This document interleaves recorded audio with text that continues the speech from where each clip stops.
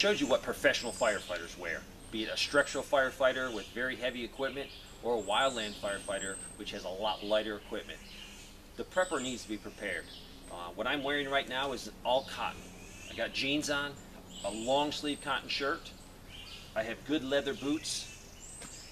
I also want to have some gloves, some good leather work gloves. These are great work gloves, but they have some synthetic material that might melt instead of burn. We don't want that. We want all leather gloves. Also, a bandana is very helpful. Cover your mouth and nose, especially if there's a lot of smoke and embers blowing around. Safety glasses. I prefer the goggles because they offer a little bit more protection, especially when you're getting close to that fire and there's a lot of embers blowing around. You don't want to take a chance of one little particle getting in your eyes. But safety glasses are fine too. Next, I have a flashlight. Flashlights are important. You might start fighting a fire and it's 1 o'clock in the afternoon, the sun's out. It might develop into a longer time and you lose the sun and it's going to become very dark. You don't want to have to go looking for a flashlight. Also, you might be at your house and the power gets cut off because of the fire and everything's dark. So having that flashlight right there on you is going to be very important. Also a radio. This is our group radio. So this one I will be able to talk to other preppers in the area, which is very important.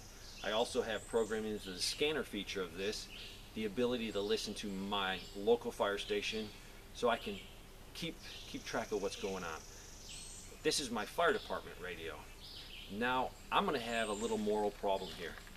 In a really bad grid down situation or crisis, I feel obligated to help my community, but I'm also very much obligated to take care of my family first. That is probably why I am fanatical about my fire plan. If I have a great fire plan, I might be able to go out and help other people. Yes, I'll be able to come back, but if I come back, I got all these things that are working for me. I want the system working so my wife can operate the pumps, can do everything, so if I'm not here, I know everything's being done. So when that situation comes, I will have to make a decision. Help my community or help my family. The nice thing though, if I'm doing everything I can do here and there's a fire coming and threatening my property, I'm actually helping my community. If I can handle this problem by myself and not use the resources of our fire department, they can be in other places, just like you. If you've got a fire plan and you're doing everything you can do, the limited resources can go help other people. Let's look at water. I store over 3,000 gallons of water in tanks at different locations on my property. Very important. You might live in the city. You might live in an apartment. You can't store water. Your trash can is very important. Check your trash can today. Make sure it doesn't have any cracks or holes. If it does, replace it immediately so you can have a trash can that can hold water. Very important in an emergency. 5-gallon buckets.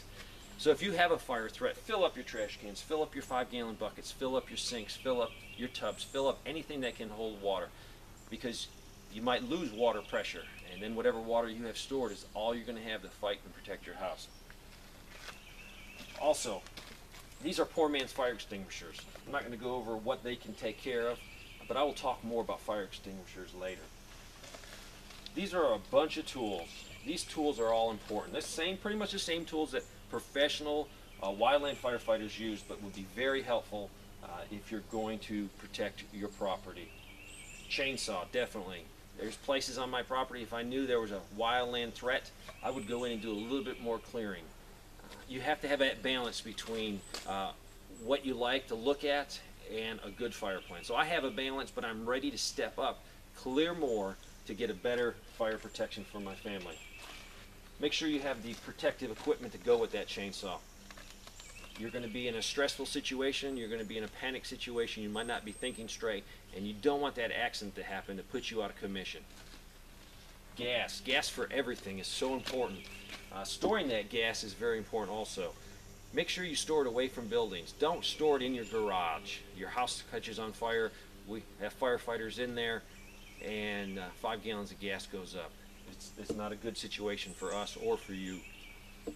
A backpack blower. Now you're saying you've lost it. We're going to do landscaping? No. This is very important. I'm going to show you how you can clear a fire break quickly if it's in the woods and you got to move a lot of leaves out of the way to clear down the mineral soil.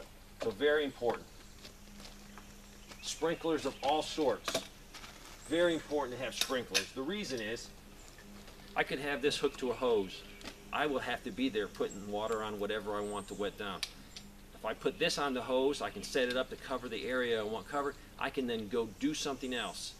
Go check on things, go check a spot fire.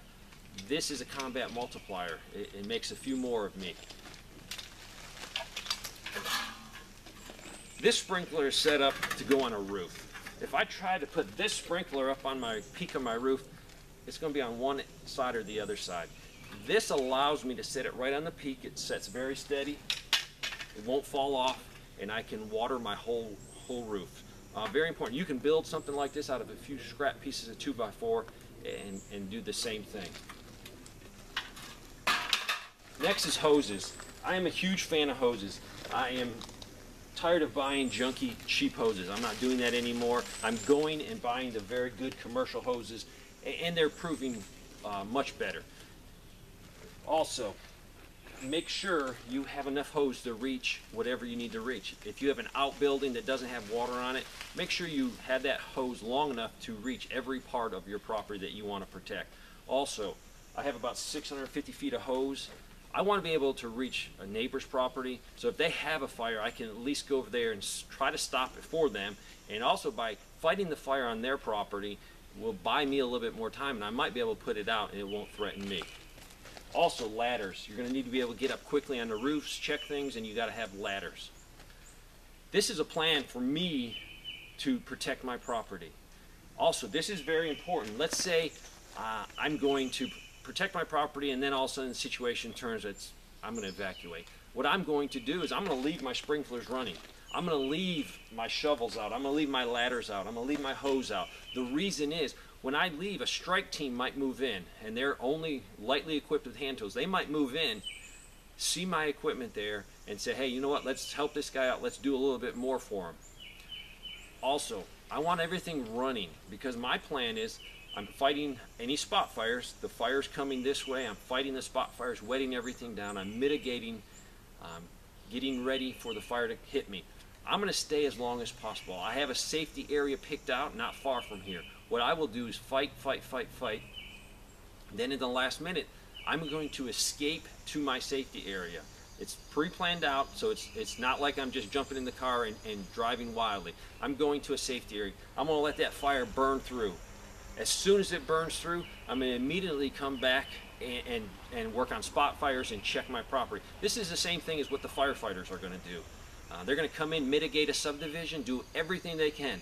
But when that fire comes in, they're going to go to their safety zone, they're going to let the fire pass through, and they're immediately going to come back. By coming back so quickly, yeah, there's going to be spot fires here and there. But if they did a good job mitigating, they're going to be little spot fires, and quickly coming back in, they're going to be able to eliminate those spot fires and save that subdivision.